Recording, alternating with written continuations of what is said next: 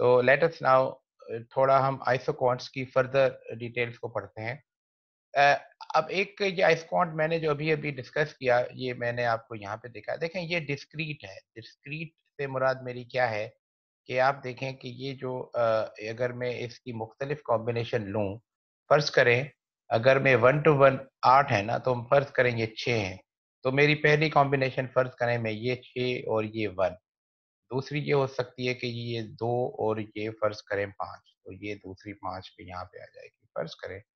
और ये तीसरी क्या हो जाएगी कि ये 3 कर दूँ और ये यहाँ पे 4 कर दूँ, तो ये फ़र्ज़ करें यहाँ पे आ गई फ़र्ज़, ठीक है। अगर मैं कोई एक नया आइसोकॉन्ट बना भी लूँ, ये 3 है तो फ़र्ज़ करें ये, तो ये देखें ये 1-1 एक-एक यूनिट यहाँ से ऐड हो रहा है, लेबर का, और ये आपकी वाई। तो ये 1 यूनिट यहाँ पे इंक्रीज़ हो रही है और 1 यूनिट यहाँ पे डिक्रीज़ हो रही है। ये एक लेबर में इंक्रीज़ कर रहा हूँ, 1 यूनिट यहाँ पे इंक्रीज़ कर रहा हूँ और 1 यूनिट इसके बदले में ले रहा हूँ मैं, फ़र्ज़ करें। तो ये जो मैं देखिए 1-1 यूनिट के बेसिस पे जो है वो चेंज आ रही है, ये मुझे डिस्क्रीट आइसोकॉन्ट दे रहा है। डिस्क्रीट से मुराद ये है कि मेरा जो कर्व बन रहा है, वो कुछ इस तरीके से बन रहा है। ठीक है? कि मैं पहले यानी कि इसको यहाँ से मिलाऊँगा, इस फिर दूसरी पॉइंट ये, तीसरी पॉइंट ये, तो इसमें देखें ये स्मूथ कर्व नहीं है। तो हम अपने एनालिसिस को फर्दर करने के लिए हम ये अज़्यूम कर सकते हैं कि ये जो फ़ंक्शन है, ये परफेक्टली डिविज़िबल है। परफेक्टली डिविज़िबल से मुराद ये है कि मैं सिर्फ़ एक-एक करके लेबर और यूनिट के कैपिटल इनपुट को नहीं ऐड करता जाऊँगा, लेकिन मैं इसको किसी भी तरीके से डिवाइड कर सकता हूँ। अगर मैं एक परफेक्टली डिविज़िबल असम्पशन लेके आऊँ, तो ये जो कर्व मेरा डिस्क्रीट है, ये स्मूथ कर्व में तब्दील हो जाएगा। ये देखिए ये स्मूथ कर्व है। इसका मतलब ये है कि मैं अगर चाहूँ तो लेबर के 3.5 यूनिट ले लूँ और फ़र्ज़ करें कैपिटल के 4.25 यूनिट ले लूँ, तो मैं किसी भी क्वांटिटी के साथ में इनको डिवाइड कर सकता हूँ। ये ज़रूरी नहीं है कि 1-1 के साथ जाए। तो this is something called divisibility assumption. तो अगर ये मेरे this is simply this further tells us about the shape of the isoquant, ठीक है। इसका इस आइसोकॉन को अगर हम और थोड़ा देखें तो इसकी कैरेक्टरिस्टिक्स क्या हैं।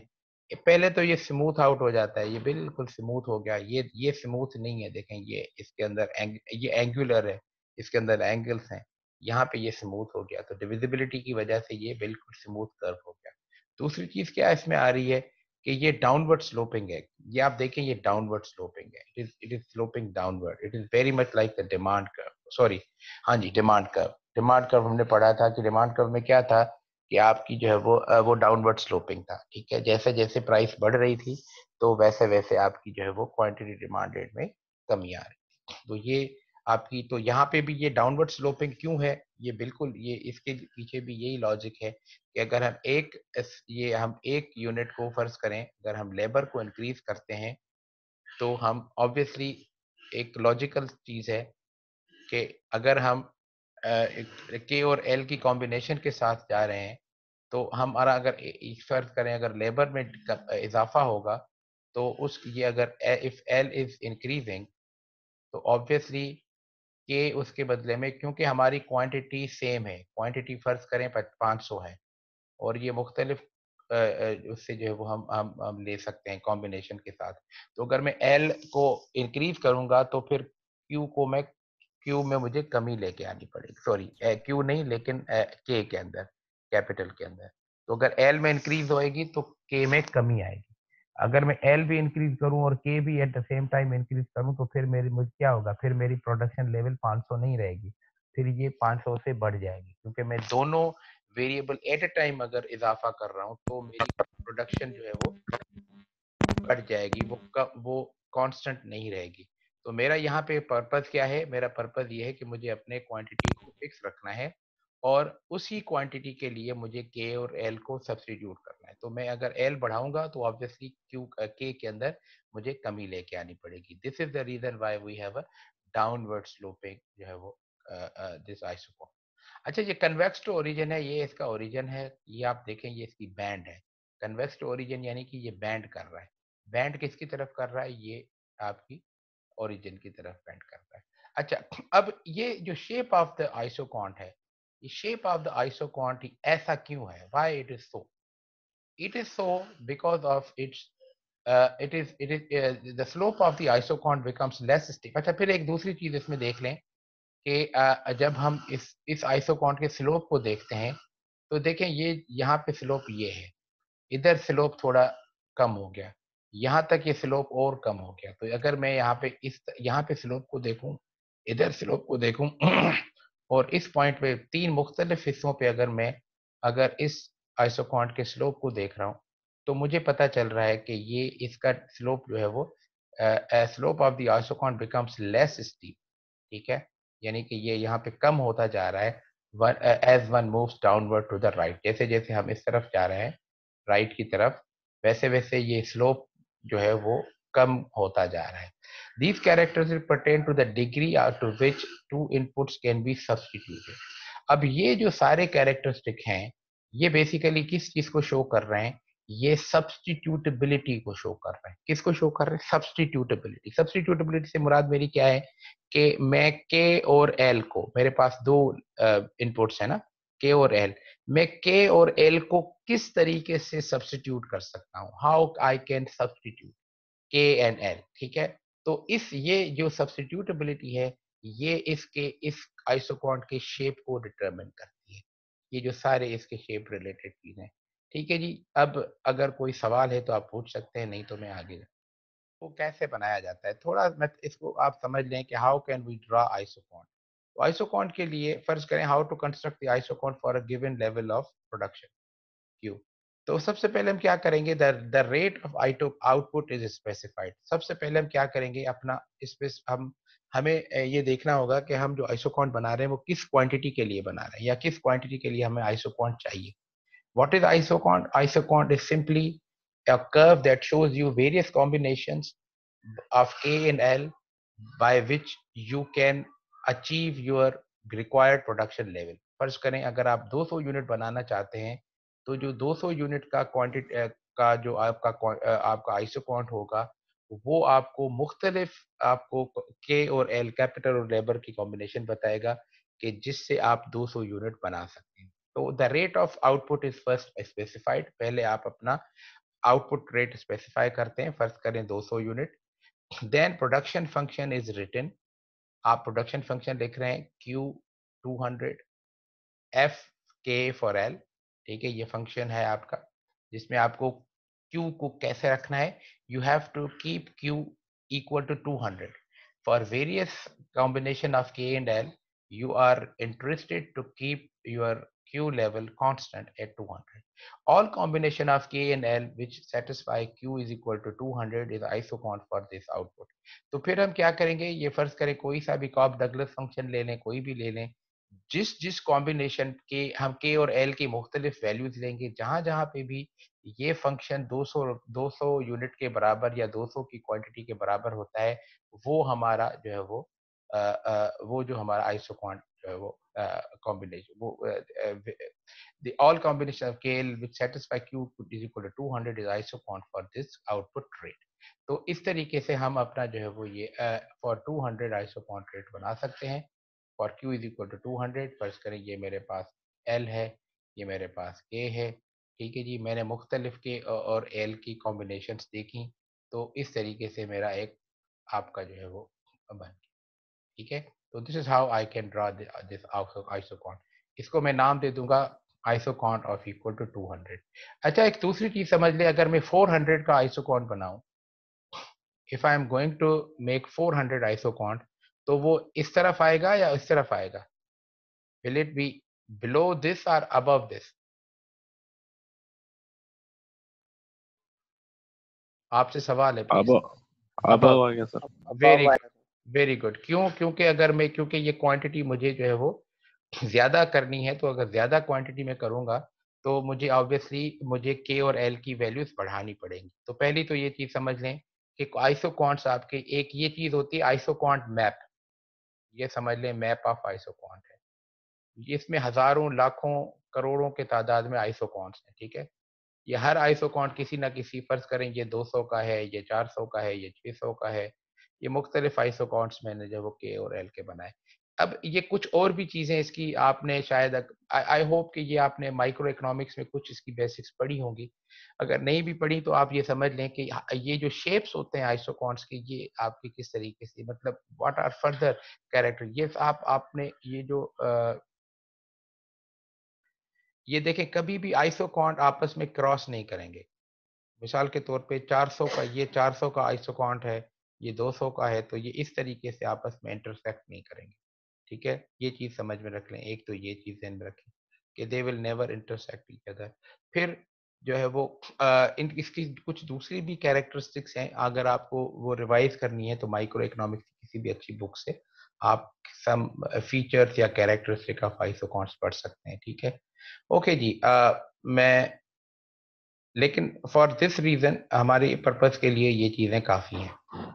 अब I think if you are done, simple जो है वो कॉन्सेप्ट है कि if I say for example, if I am making, अगर मैं ये आइसोकॉन बना रहा हूँ के और एल का और किसी खास क्वांटिटी के लिए, तो मैं बेसिकली क्या कर रहा हूँ, मैं के और फर्ज करें कि जब मैं इस तरफ जा रहा हूँ तो मैं क्या कर रहा हूँ कि मैं एल को में इजाफा लेके आ रहा हूँ और के में कमी लेके आ रहा हूँ।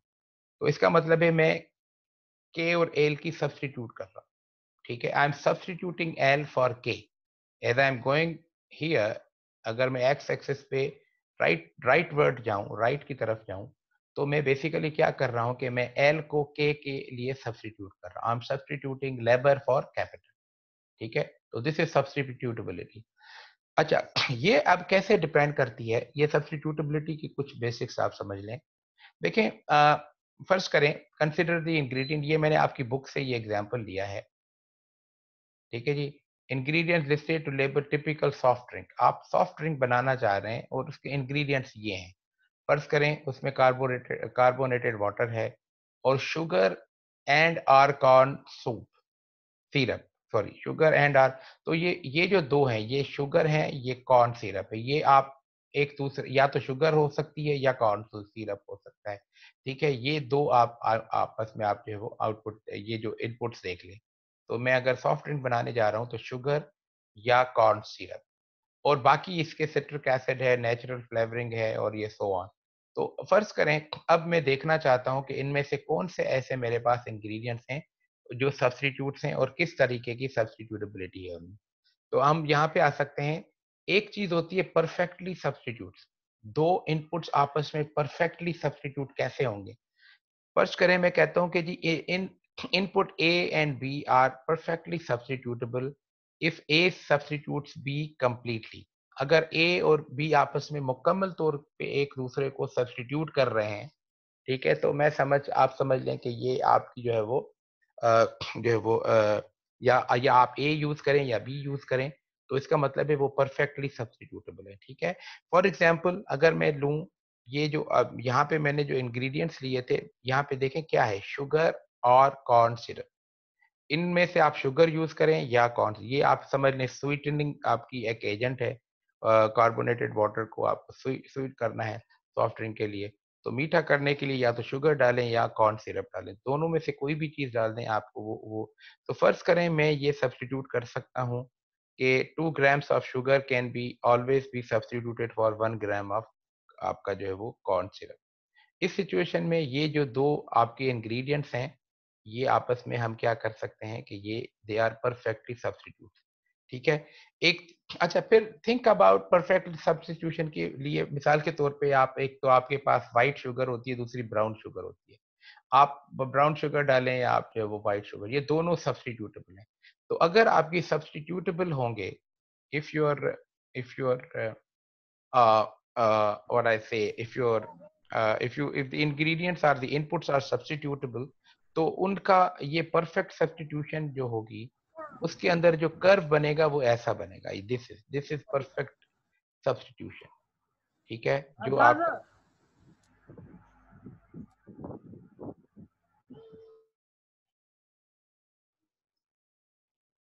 तो लेट मी इसको मैं थोड़ा हाईलाइट कर दूं आपके लिए। देखें, तो जो परफेक्ट सब्स्टिट्यूशन का कर्व होगा वो लीनियर कर्व होगा, ये बिल्कुल इस तरीके से आएगा, वो एक स्ट्रेट लाइन होगी, डाउनवर्ड स्ट्रेट स्ट्रेट लाइन। ठीक है, ये आप देख रहे हैं। तो ये क्या बता रहा है, ये 100 या तो आप 100 यूनिट जो है वो सिरप के डालें या 200 ग्राम जो है वो शुगर के डालें। तो दिस इज़ आपकी क्वांटिटी। तो ये एक तरह के तरीके का आपका आइसोक्वांट। क्लियर हो गई बात? दूसरा है परफेक्ट कॉम्प्लीमेंटैरिटी। ये परफेक्ट सब्स्टिट्यूटेबिलिटी है और ये perfect complementarity. Input A and B are perfect complements if they must always be used together in the same fixed proportion. ठीक है? अगर देखें आप, अगर दो यूनिट्स जो हैं या दो कोई भी इनपुट्स जो हैं, अगर वो एक खास रेशो के साथ हमेशा यूज होने हैं, यानी कि फिक्स्ड उनका है। फर्ज करें आपको, अगर मिसाल के तौर पे आप अगर दो चीजें ले लें, कंप्यूटर को ले लें, तो मॉनिटर और ये आपका समझ लें मॉनिटर है और ये आपका कीबोर्ड है। तो हर कंप्यूटर मशीन के लिए आपको क्या, एक मॉनिटर चाहिए और एक आपको जो है वो अ, फर्ज करें आपको जो है वो आपका कीबोर्ड चाहिए। अगर आप ये को इसको आप सब्स्टिट्यूट नहीं कर सकते, you can not substitute monitor for keyboard. ठीक है, ये इंग्रेडिएंट आपके सब्स्टिट्यूटेबल नहीं है।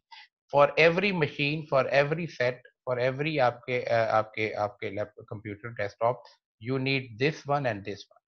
ठीक है? तो अगर आप आपके पास मॉनिटर एक होगा, बेशक आप 200 जो आपके पास अगर कीबोर्ड एक है, तो बेशक आप 200 जो है वो लेके आ जाएँ, उससे कोई फ़र्क नहीं पड़ेगा, ठीक है? तो उससे आपकी वही वही सेम रहेगी, ठीक? तो ये आप देख लें यहाँ पे, ये मेरे इस किस्म की जो जो जो कॉम्बिनेशन होती है या परफेक्ट कॉम्प्लीमेंटैरिटी होती है, उसका कर्व यूँ बनेगा, ये वाला कर्व। इसका देखें, ये एल शेप कर्व कहलाता है, ये वाला एल शेप कर्व। इसमें देखें सिर्फ ये ही एक पॉइंट है, यानी कि 100 आपकी फ़र्ज़ करें ए यूनिट है और ये 500 बी यूनिट। सिर्फ ये एक कॉम्बिनेशन है जहाँ पे ये चीज़ें बन सकती है। उससे आगे अगर आप ये चीज़ें लेके जाएँगे तो कोई आपका जो है वो फ़ायदा नहीं होगा। तो उसमें या दूसरे किसी इनपुट को बढ़ा रहे हैं तो वो इनपुट आपका वही सेम रहेगा।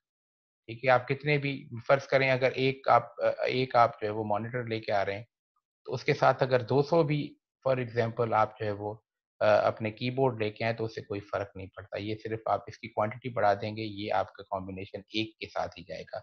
तो इसका 1 टू 1 कॉम्बिनेशन है फ़र्ज़ करें। तो ये फ़िक्स्ड कॉम्बिनेशन है।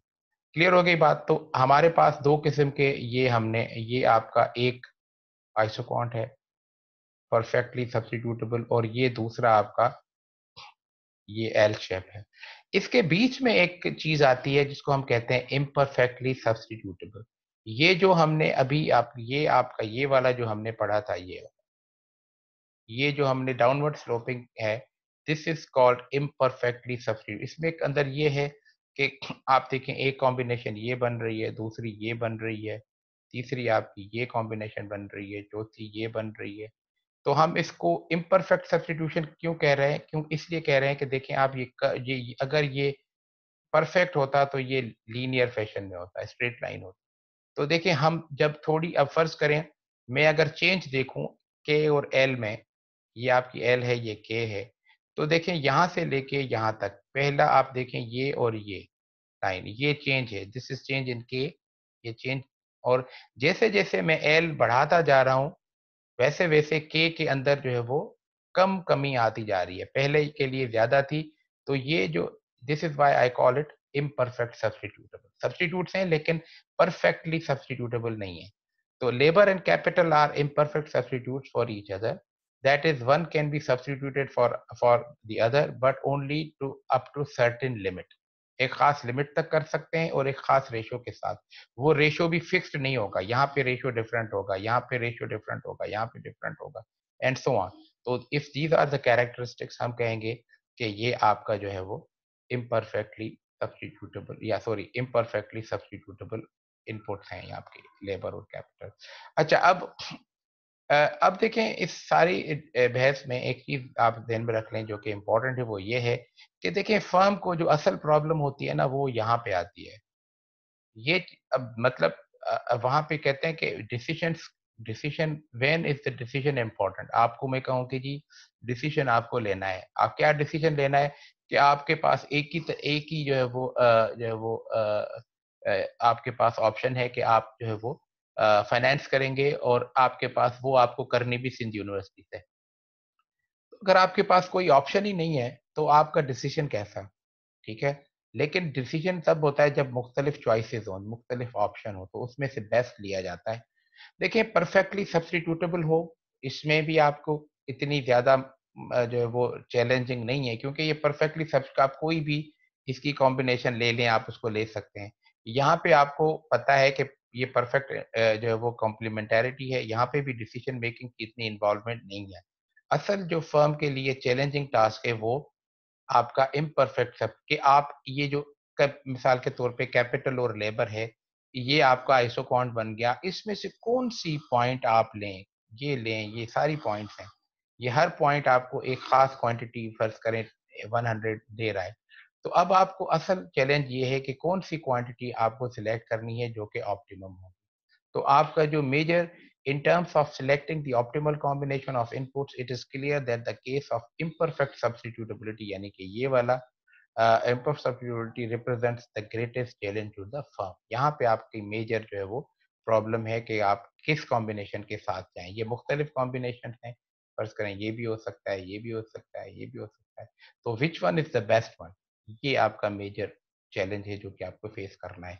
इस केस में या इस केस में इतनी डिसीजन मेकिंग की ज़रूरत नहीं है, क्योंकि ये चीज़ें स्ट्रेट फॉरवर्ड हैं यहाँ। ओके जी, लेट अस गो फर्दर। अगर कोई सव ओके जी, तो what do we mean by slope of an isoquant? Slope of isoquant represents the rate at which one input can be substituted for another. आप एक इनपुट को दूसरे के साथ जो सब्स्टिट्यूट कर रहे हैं, वो आपके आइसोकॉन्ट के स्लोप को डिटरमिन करता है। ठीक है? अच्छा, this is known as marginal rate of technical substitution. तो क्या नाम हम टेक्निकलिटी में क्या कहते हैं इसको? Marginal rate of technical substitution या एमआरटीएस। ठीक है? फर्ज़ करें consider point C, D and E on isoquant Q is equal to 200। फर्ज करें आपके पास एक आइसोकॉन्ट है, जिसमें आपको जो 200 के साथ आपको जो है वो 200 का आइसोकॉन्ट है, जिसके अंदर मुख्तलिफ कॉम्बिनेशंस हैं और उस पे 3 कॉम्बिनेशंस को हम देख रहे हैं। एक आपका कॉम्बिनेशन सी है, सी में क्या है? मिसाल के let me tell draw this for you. मैं एक आपके लिए बना दूँ ताकि आसानी हो जाए आपकी। देखें, ये मेरे पास फर्ज करें ये 200 का आइसोकॉन्ट है। यहाँ पे यानी कि Q इज़ इक्वल टू 200, ये हर जो भी कॉम्बिनेशन है, वहाँ पे मैं 200 क्वांटिटी मेरी कितनी है? 200 है।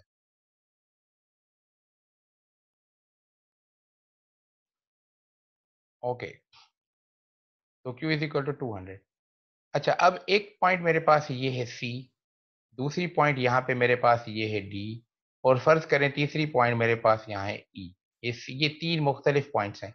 जो C है, C में मेरे पास क्या है कि मेरे पास कैपिटल के 4 हैं, ये मेरे पास K है और ये मेरे पास L है। तो C में मेरे पास कैपिटल के 4 यूनिट हैं और लेबर का 1 यूनिट है, तो ये 4 और 1 का आपस में है। और फिर D में क्या है? डी में मेरे पास जो है वो कैपिटल के 2 हैं और लेबर के भी 2 हैं, तो यहाँ पे भी ये 2 और यहाँ पे भी ये 2, ठीक है जी। और ई में मेरे पास क्या है? कैपिटल का 1 यूनिट है और लेबर के 4 यूनिट हैं, ये 4 यूनिट।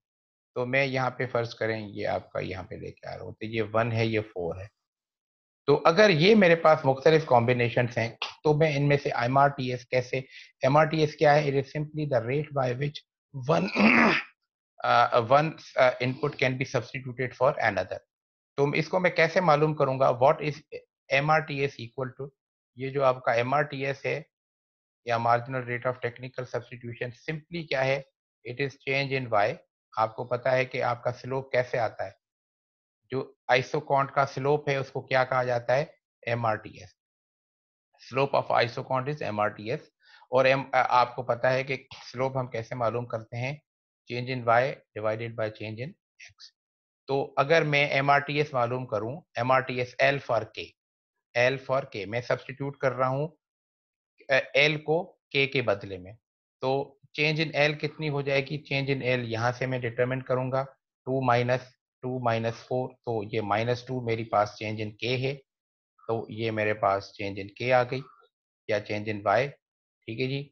और फिर क्या है? चेंज इन एल कितनी है? ये 2 से 1, इसमें से ये माइनस करूंगा, तो ये मेरे पास 1। तो -2/1, तो मेरे पास ये जो आपका MRTS आ रही है वो कितनी आ रही है? Moving from C to D, MRTS for of L for K is 1:2। ठीक है, यानी कि मैं देखिए मैं एक इनपुट लेबर का इंक्रीज कर रहा हूं और कैपिटल के दो जो है वो मैं यूनिट्स जो है वो सेक्रीफाइस कर रहा हूं। तो इसको एक लेने के लिए मैं कैपिटल के 2 यूनिट्स को जो है वो लीव कर रहा हूं। तो इसका रेशियो आपस में जो है वो लेबर और कैपिटल का कितना होगा? लेबर का 1 इनपुट आ रहा है आपका और ये आपका 2 है। तो माइनस साइन को हम इग्नोर कर देते हैं, यानी कि ऑब्वियसली ये हमेशा माइनस ही रहेगा क्योंकि ये डाउनवर्ड स्लोपिंग है, तो माइनस अंडरस्टूड है यहाँ पे। तो मैं अगर देखूं तो मुझे 1 यूनिट लेबर को लेने के लिए 2 यूनिट को कैपिटल के मैं सेक्रीफाइस कर रहा हूँ। तो this is MRTS of L for A। बिल्कुल, अब ई की पॉइंट पे जाएं। ई की पॉइंट पे फिर क्या, अब मैं अगर डी से मूविंग फ्रॉम डी टू ई, अब मैं डी से ई की तरफ जा रहा हूँ, यानी कि पहले मैं यहाँ से यहाँ पे आया, अब मैं यहाँ से यहाँ पे। अब देखें यहाँ पे ये रेशो चेंज हो जाएगा। कैसे चेंज हो जाएगा? यहाँ पे 1 - 2 करके देख लें तो ये -1 आ गया। ये आपकी चेंज इन के आपकी -1 है। ये 4 में से 2 माइनस कर दें, ये 2 है। तो ये चेंज इन आपकी जो है वो एल कितनी है? 2 है। रेशो निकालें, 0.5 है। तो ये रेशो कैसे आएगा? ये रेशो आएगा 1 to 0.5, यानी कि मुझे यहाँ पे एक मैं जो है वो मैं जो अ, एक यूनिट लेबर का एडिशनल लेने के लिए आधा यूनिट जो है वो फर्ज करें इसका कैपिटल का मैं फॉरगो कर रहा हूँ। तो अगर मैं इसको 0.5 यानी कि फुल होल नंबर्स में लिखूं तो 1:0.5 विल बी इक्वल टू 2:1। ठीक है? तो इसका मतलब है यहाँ पे मुझे कैपिटल के जो है वो अगर मैं लेबर के 2 जो है वो इंक्रीज़ करूँगा, तो मुझे कैपिटल का 1 जो है वो यूनिट जो है वो सैक्रिफाइस करना पड़ेगा। देखिए यहाँ पे ये रेशियो रिवर्स हो जाता है। इधर ये इस पॉइंट पे डी के ऊपर, यहाँ पे ऊपर ये 1:2 है और यही रेशियो यहाँ पे 2:1 है। तो जैसे-जैसे देखें हम लोग अब आहिस्ता-आहिस्ता ये राइटवर्ड जा रहे हैं, तो ये आप देखें ये रेशियो चेंज हो रहा है और ये रेशियो फॉल हो रहा है। इसका मतलब है कि आपकी जो MRTS का स्लोप है वो कम से कम होता चला जाएगा। I hope it is clear. अगर कोई सवाल है तो आप पूछ सकते हैं। ओके जी। देखें अब लेट्स स्टडी दिस इस आइसोकॉन्ट को थोड़ा और हम फर्दर समझते हैं। MRTS falls as you go along the X axis. जैसे-जैसे आपने देखा, जैसे-जैसे आप जो है वो ये आप यू इस तरफ जा रहे हैं तो आपका स्लोप जो है वो कम से कम होता चला जा रहा है। तो what do we mean MRTS? MRTS is simply it is the marginal rate of technical substitution which represents the slope of an isoquant. ठीक है?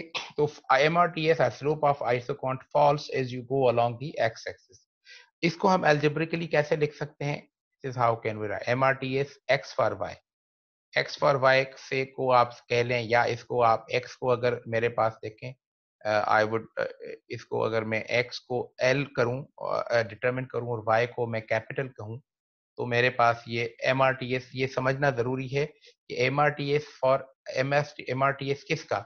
यानी कि लेबर को सब्स्टिट्यूट करना है कैपिटल की जगह पे या कैपिटल को सब्स्टिट्यूट करना है लेबर की जगह पे।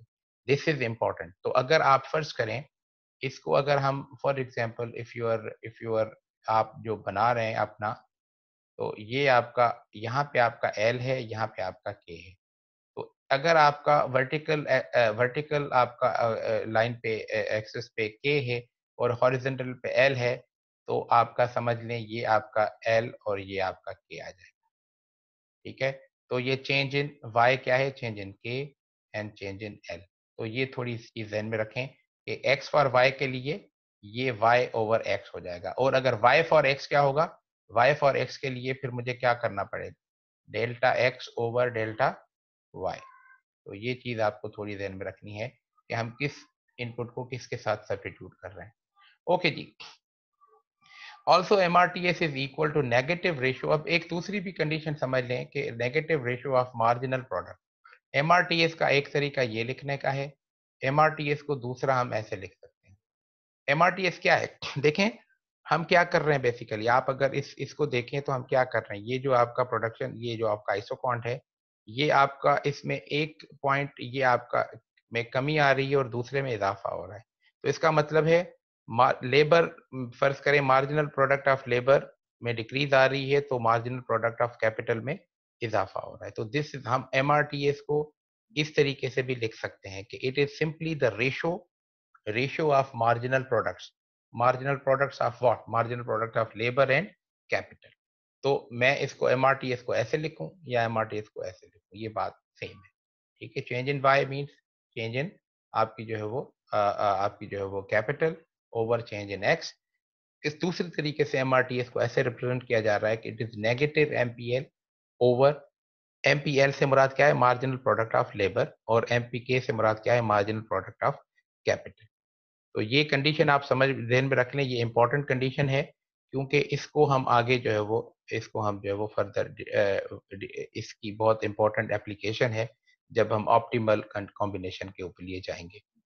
कोई सवाल है तो आप पूछ सकते हैं प्लीज। कि हम ऑप्टिमल कॉम्बिनेशन के लिए जब जाएंगे तो पहले तो हमें पता होना चाहिए कि हमारे पास पॉसिबल पॉसिबल कॉम्बिनेशंस कौन से हैं। पॉसिबल कॉम्बिनेशंस का पता चल जाएगा तो फिर हम देखेंगे कि ऑप्टिमल कॉम्बिनेशन कौन सा है।